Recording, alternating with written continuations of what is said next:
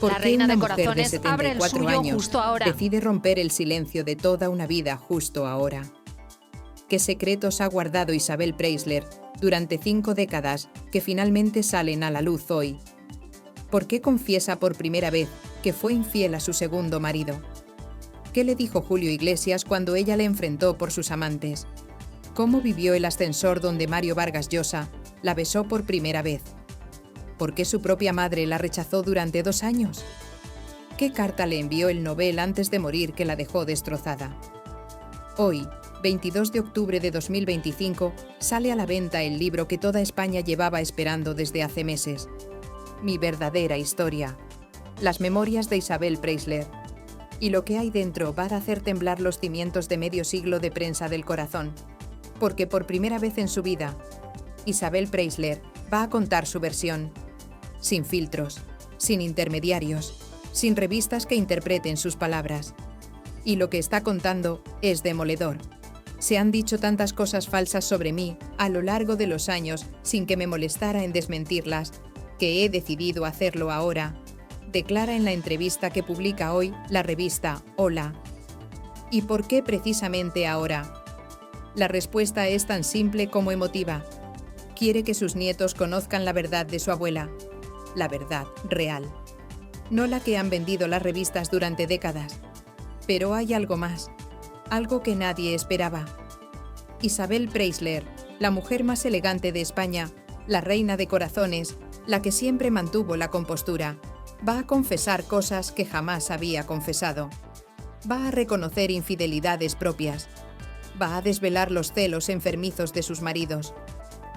Va a contar el acoso sexual que sufrió.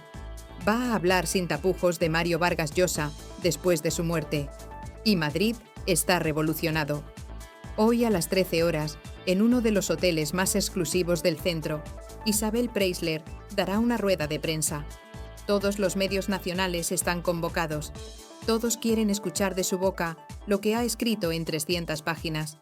Porque lo que se ha filtrado del libro en las últimas 48 horas es dinamita pura.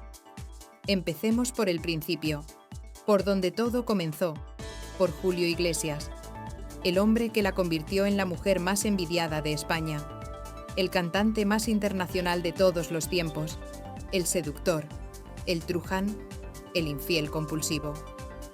Isabel tenía 20 años cuando se casó con él, 20 años recién cumplidos. Acababa de llegar a España desde Manila. Probablemente sea una de las mujeres que más ha llorado en su boda, confiesa en el libro. Y esa frase lo dice todo. Lloró en su propia boda. ¿Por qué llora una novia el día más feliz de su vida?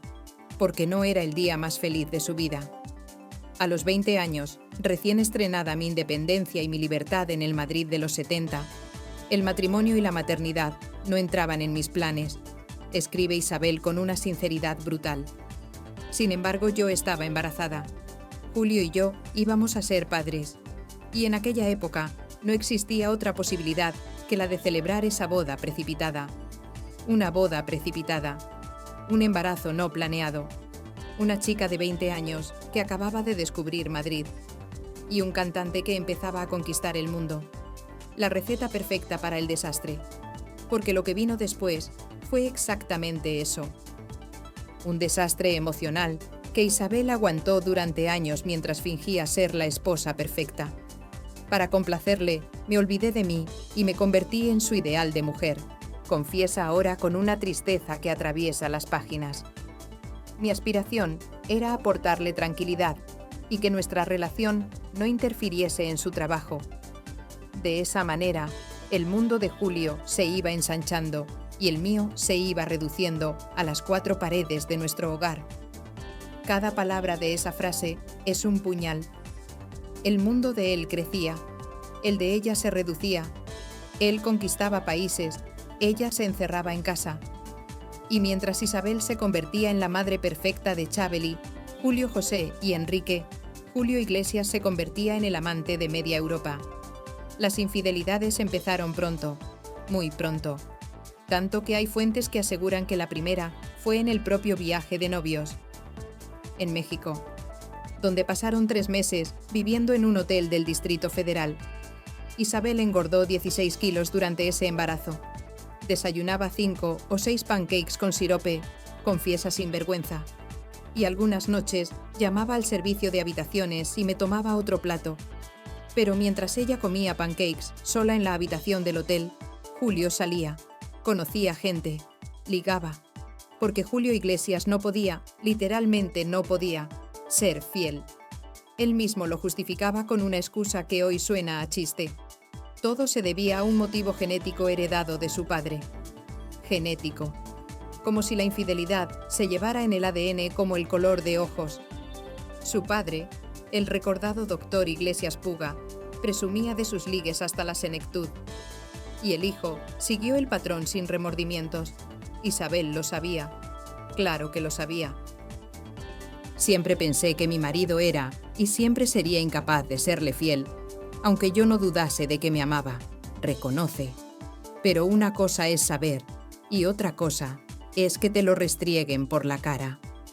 Y llegó el momento en que las infidelidades de Julio ya no eran un secreto, eran un escándalo público.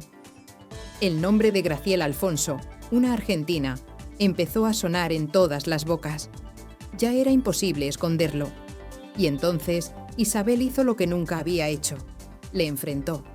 Le conté que lo sabía, y aunque aún mantenía la esperanza de que él me lo negara todo y que me dijera que no hiciera caso de habladurías, no fue así. Entre nosotros se instaló un silencio incómodo. Me miró, bajó la vista y reconoció que todo era verdad. Me quedé sin fuerzas y sin voz. Esa noche ya no durmió en casa. Bajó la vista y reconoció que todo era verdad. Esa imagen es devastadora. Julio Iglesias, el hombre más deseado del planeta, bajando la vista como un niño pillado en una mentira. Y esa noche ya no durmió en casa. Se fue. Así, sin más explicaciones, porque cuando un hombre infiel es descubierto, no pide perdón. Se va.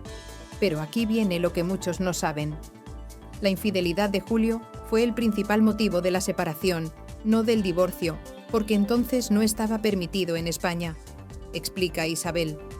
Nunca hay un solo culpable cuando acaba un matrimonio. Los dos éramos muy jóvenes. Julio no tenía más remedio que viajar y pasar mucho tiempo fuera de casa, porque ya empezaba a ser el cantante importantísimo en el que se convirtió luego. Yo me sentía encerrada, sola y obligada a tomar decisiones sin ayuda de un marido. Y ahí está la clave. Isabel no solo sufrió las infidelidades, sufrió la soledad de criar 3 hijos prácticamente sola, mientras el padre viajaba por el mundo acostándose con otras mujeres. Y lo más doloroso, Julio tenía celos enfermizos, como todos los infieles. No dejaba que Isabel tuviese contacto con otras personas. Desconfiaba de ella hasta el punto que llegó a ponerle un detective para controlar todos sus movimientos. Un detective. Julio Iglesias, el hombre que se acostaba con quien quería, puso un detective para vigilar a su mujer. Porque los infieles siempre proyectan, siempre piensan que el otro hará lo que ellos hacen. Y esa relación tóxica, esa mezcla de infidelidades constantes y control obsesivo, duró años. Hasta que Isabel dijo basta. Y cuando lo dijo de la forma más elegante y más demoledora posible. Según cuenta en el libro, cuando Julio aterrizó en el aeropuerto después de una gira, gritó emocionado al verla: «Isabelita». Pero ella le espetó con una frialdad que debió helarle la sangre. «Julio, tú tuviste que pedirme muchas veces que nos casáramos, pero yo te voy a decir una sola vez que nos separamos». Y le mandó a un hotel, directamente a un hotel, sin discusión, sin segunda oportunidad. Pero lo más impactante de todo esto es lo que Isabel confiesa ahora, casi 50 años después. En la entrevista que publica hoy, cuando le preguntan si se volvería a casar con Julio Iglesias, responde sin dudarlo: «Sí, me volvería a casar con Julio, pero no lo haría como lo hicimos entonces». Él siempre hablaba de casarnos en el futuro, pero todo se precipitó. Éramos muy jóvenes y no estábamos preparados, ni él ni yo. Se volvería a casar con él. Después de las infidelidades, después de los detectives, después de todo. Porque Julio fue mi primer marido. A su lado viví momentos muy felices e inolvidables. Ese amor con el paso de los años se ha ido transformando en admiración y cariño mutuo. Y nuestros 3 hijos nos han mantenido y nos mantendrán unidos. Si algún día nos necesitamos, nos tendremos el uno al otro. Eso es elegancia. Eso es saber cerrar capítulos sin rencor. Pero la historia de Isabel Preisler no termina con Julio Iglesias. Apenas acababa de empezar. 2 años después de anunciar su separación, Isabel volvió a pasar por el altar. Esta vez con Carlos Falcó, el marqués de Griñón. Fue fundamentalmente un hombre lleno de bondad, que procuró a lo largo de su vida hacer feliz a la gente que le rodeaba, escribe Isabel del padre de Tamara Falcó. Durante nuestro matrimonio, fue cuando yo aprendí de verdad todo lo bella que es la vida. La ópera, el deporte, los viajes, el campo. Todo lo viví con Carlos.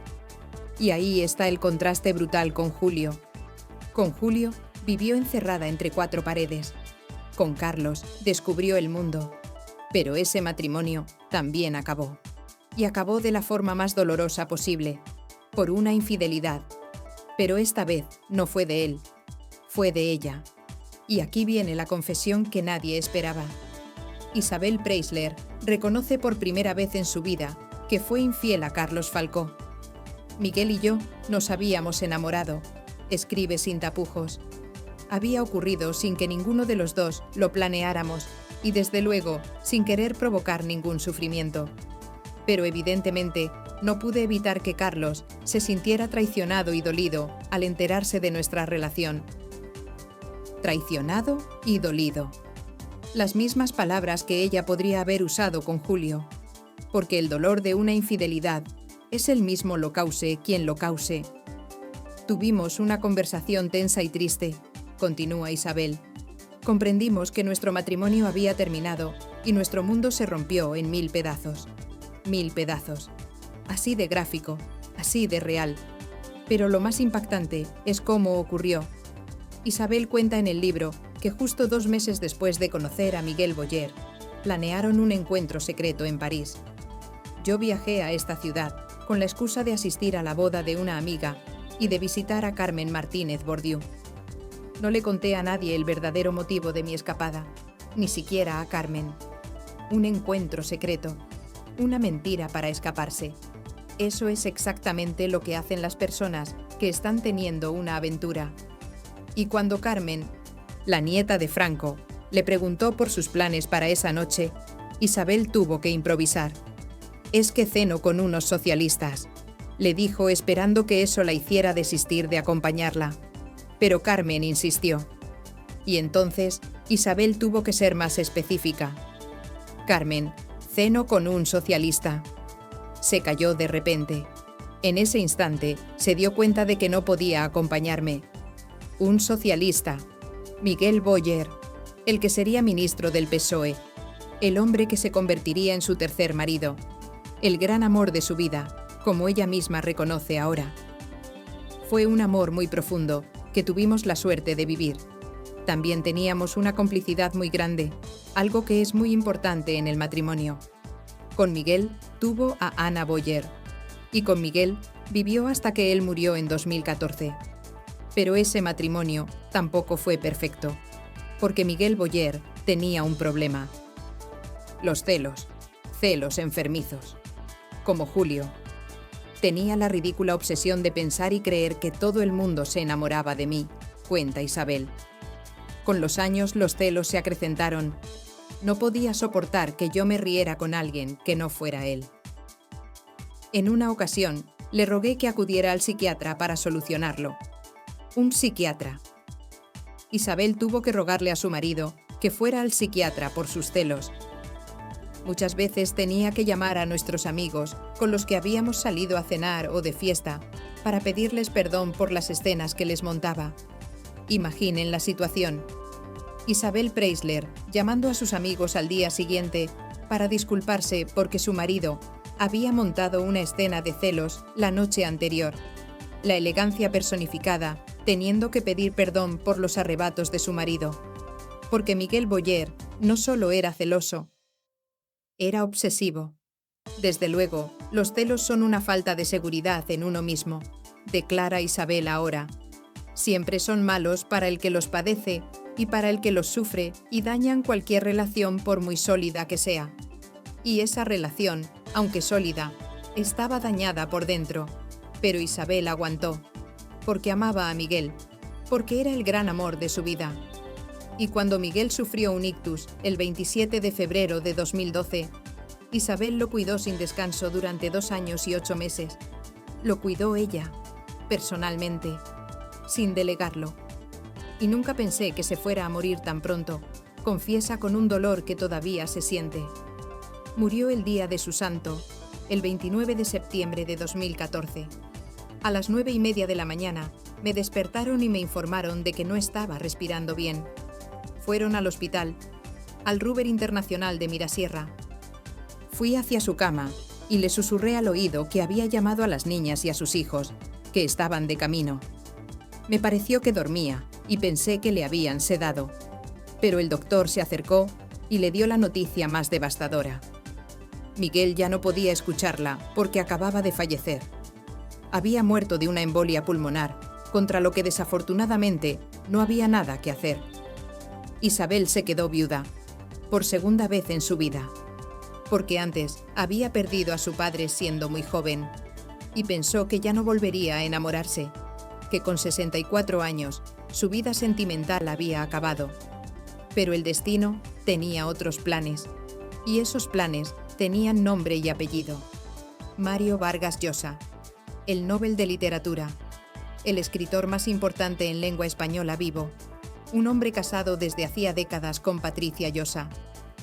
Y aquí empieza el capítulo más esperado del libro, el que más expectación ha generado. Porque Isabel Preisler nunca habló públicamente de su relación con Vargas Llosa después de que él muriera en abril de este año. Guardó un silencio absoluto. No dio declaraciones, no vendió exclusivas, nada. Y ese silencio generó miles de especulaciones. ¿Se había acabado mal? ¿Hubo traición?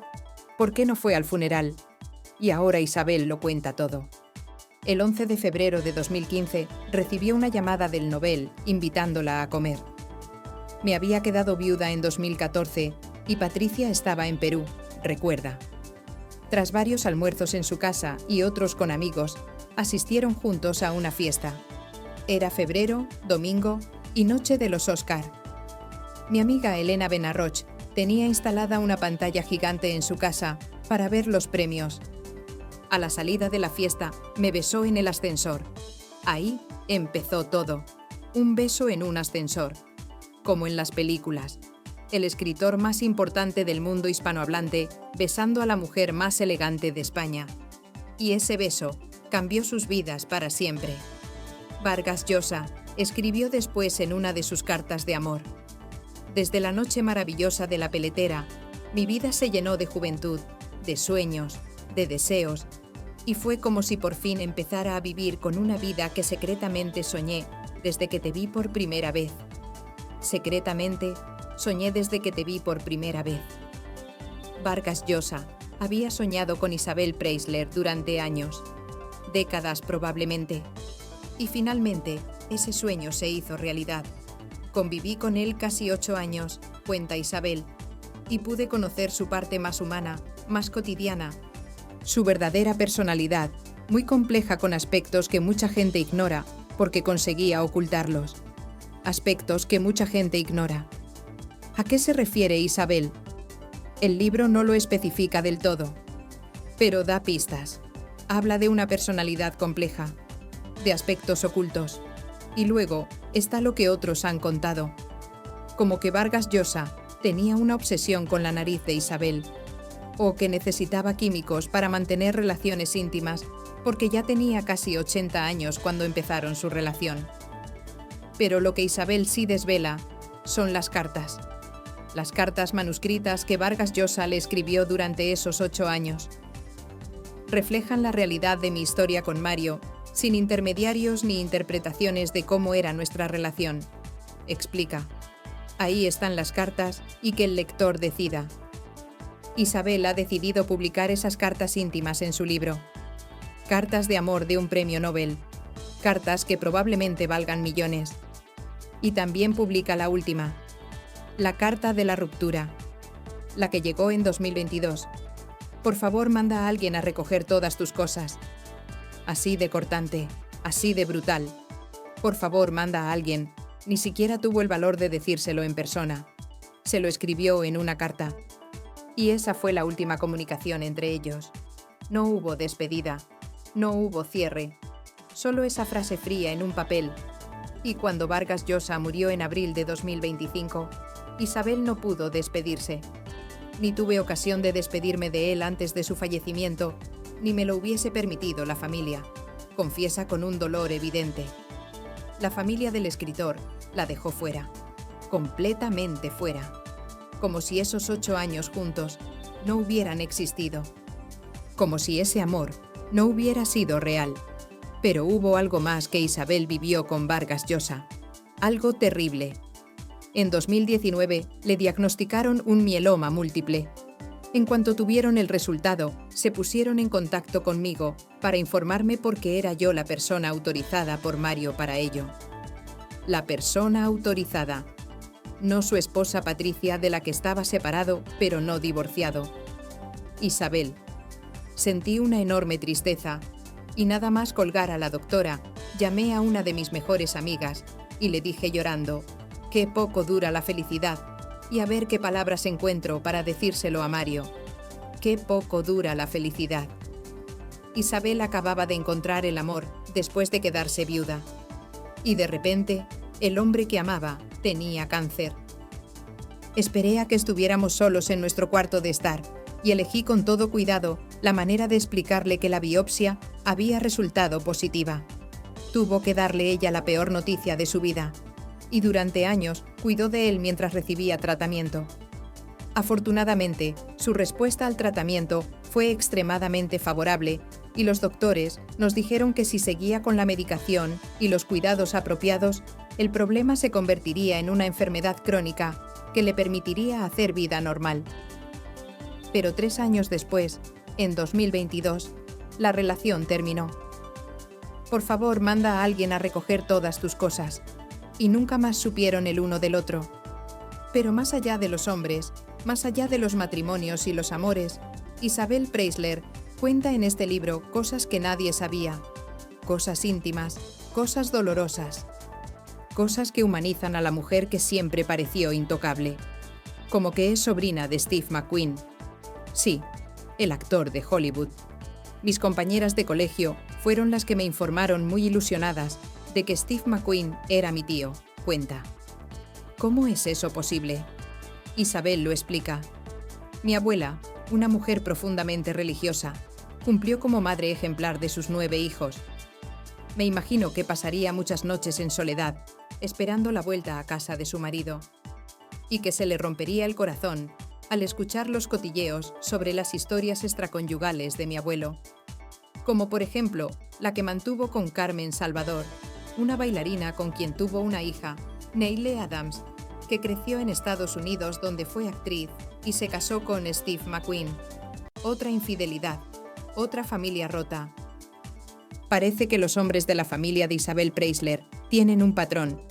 Su abuelo era infiel, su primer marido era infiel, y ella creció viendo cómo su abuela sufría en silencio. Igual que ella sufriría décadas después con Julio Iglesias. Los patrones se repiten, las historias se repiten, el dolor se repite. Y también cuenta algo que sorprenderá a muchos.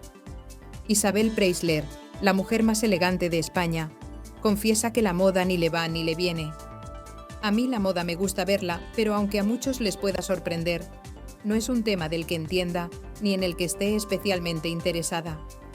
No siento la necesidad de seguir tendencias, sino que visto según mi criterio para sentirme favorecida y cómoda. La reina del estilo diciendo que no le interesa la moda. Es como si Messi dijera que no le gusta el fútbol. Pero es que Isabel nunca ha sido lo que la gente piensa que es. Nunca ha sido la mujer fría y calculadora que muchos imaginan. Es metódica, sí, Maniática también. Nunca se le olvida en Madrid su frasco para desinfectar la tapa del retrete, los lavabos, los grifos y el mando de la televisión, que es donde más gérmenes se acumulan, confiesa. Pero también es vulnerable. También ha sufrido. Y también ha sido víctima. Porque Isabel cuenta en el libro un episodio de acoso sexual que vivió cuando buscaba trabajo tras separarse de Julio. Un conocido me comentó que había un señor amigo suyo que quería hablar conmigo para ofrecerme un trabajo. Me mandó un Rolls Royce a recogerme, que me llevó al restaurante Zalacaín, donde habíamos quedado citados. Se pasó toda la comida hablando de mí. Y cuando llegamos al postre, pensé que al fin hablaríamos del trabajo, pero no fue así. «Sueño contigo», me dijo, «y por eso conozco cada poro de tu cuerpo». Isabel se quedó petrificada. No sé cómo logré levantarme y decirle que lo sentía muchísimo, pero que me tenía que marchar. Una encerrona. Eso fue. Una encerrona que nada tenía que ver con lo laboral. Había quedado con un sinvergüenza. Y lo volvió a ver. Años más tarde, un día en televisión. Por supuesto, nunca más dirigí la palabra al que nos puso en contacto, que cuando me veía también me evitaba. Acoso sexual en los años 80.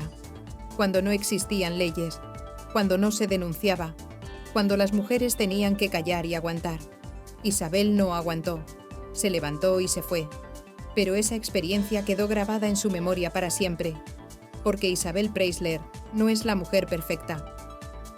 Es una mujer real que ha vivido cosas reales, que lloró en su boda, que sufrió infidelidades, que fue infiel también, que amó y perdió, que cuidó a 2 maridos enfermos, que no pudo despedirse del hombre que amaba, que sufrió acoso, que tiene manías, que engordó 16 kilos en un embarazo, que es humana.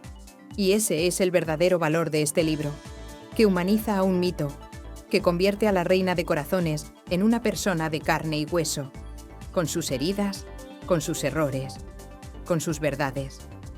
Se han dicho tantas cosas falsas sobre mí a lo largo de los años sin que me molestara en desmentirlas, que he decidido hacerlo ahora. Y eso es exactamente lo que ha hecho. Desmentir, aclarar, contar. Cuenta que su madre la rechazó durante 2 años porque pidió la nulidad matrimonial con Julio en Brooklyn en lugar de en Roma. Mi madre, que era más papista que el Papa, no aceptó esa nulidad. Este hecho, unido a mi separación de Julio, al que adoraba, me alejaron de ella casi 2 años. Su propia madre la castigó con el silencio por divorciarse, por elegir su felicidad antes que mantener las apariencias. Cuenta que el parto de Tamara fue un parto natural largo y difícil. El doctor Eduardo García del Real me tuvo que anestesiar. Tardé mucho tiempo en despertarme. Mi suegra estaba muy preocupada. Oía a lo lejos y entre sueños cómo comentaba que no era normal que durmiese tanto. Pedía que me trajesen sopa y me intentaba despertar llamándome Isabel, Isabel. Yo lo único que quería era seguir durmiendo. Cuenta que Tamara, con 8 años, cuando la acompañaba a las pruebas de ropa, entraba en el taller de María Rosa Salvador, donde había una docena de personas cosiendo, y se ponía a coser con ellas. Miguel siempre decía que Tamara era muy inteligente y que era una pena que no estudiara una carrera universitaria porque tenía capacidad para hacerla, pero a ella siempre le ha apasionado la moda. Y cuenta que Eduardo Sánchez Junco, el propietario de la revista Hola, fue determinante en su vida profesional. Mi aventura profesional en Hola me permitió viajar y tratar a personajes muy conocidos del momento e incluso algunos que yo admiraba desde hacía tiempo. Le estaré siempre agradecida a Eduardo por darme esa magnífica oportunidad que acepté a pesar del reto que suponía. Porque Isabel Preisler no solo ha sido la esposa de... También ha sido profesional, también ha trabajado, también se ha ganado la vida. Y eso es algo que muchos olvidan, que detrás de la elegancia y los vestidos de alta costura hay una mujer que ha sabido reinventarse cada vez que la vida la ha tirado al suelo. Y la vida la ha tirado al suelo muchas veces. Hoy, 22 de octubre de 2025, con 74 años cumplidos, Isabel Preisler publica su verdad, su verdadera historia. No la que han contado las revistas, no la que han especulado los programas, la suya, con sus palabras, con su versión. Y lo que está contando va a cambiar para siempre la forma en que España mira a la mujer más elegante del país. Porque ahora sabemos que detrás de la perfección hay dolor. Detrás de la elegancia hay lágrimas. Detrás de la sonrisa hay traiciones. Y detrás del mito hay una mujer real que ha vivido, que ha sufrido, que ha amado, que se ha equivocado, que ha llorado, que ha perdonado y que ha seguido adelante. Una mujer que confesó ser infiel, que aguantó los celos enfermizos de 3 hombres, que sufrió acoso y tuvo el valor de irse, que cuidó de 2 maridos enfermos hasta el final, que no pudo despedirse del amor de su última etapa, que perdió a su hermano Ricky demasiado pronto, que vivió el drama de las drogas con sus otros 2 hermanos, Carlos y Joaquín.